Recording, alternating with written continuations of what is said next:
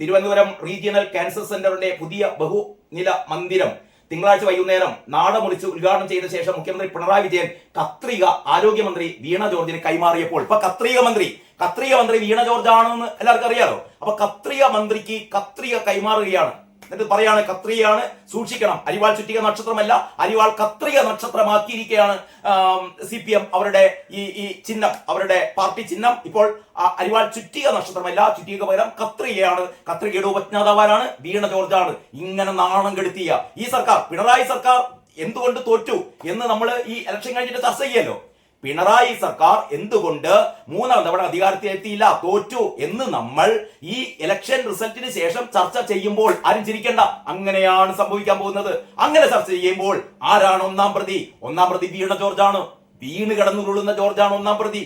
കാരണം വീണ ജോർജിന്റെ ആരോഗ്യരംഗം ഇത്രമേൽ കുത്തഴിഞ്ഞ, ജനങ്ങൾക്ക് ഇത്രമാത്രം വെറുപ്പുണ്ടാക്കിയ, ഈ സർക്കാരിനോട് ഏറ്റവും കൂടുതൽ വെറുപ്പുണ്ടാക്കിയ മന്ത്രി ആര് എന്ന് ചോദിച്ചാൽ ഒരു ഉത്തരം മാത്രമേ ഉള്ളൂ കേട്ടോ, അത് വീണ ജോർജാണ്.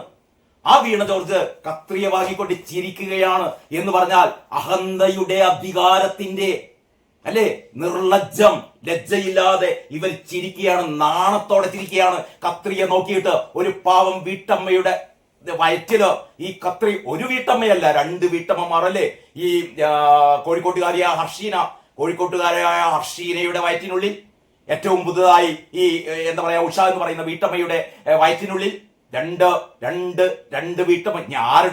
ആരുടെയൊക്കെ വയറ്റിൽ കത്രികയുണ്ട് എന്നുള്ളത് ഇനി വരാനിരിക്കുന്ന ദിവസങ്ങളിൽ വ്യക്തമാകും. ഇപ്പൊ 2 പേർക്ക് അറിഞ്ഞില്ലല്ലോ. കഴിഞ്ഞ 5 വർഷം ഈ സ്ത്രീ വേദന തിന്നുകയായിരുന്നു, അവരറിഞ്ഞിരുന്നില്ല.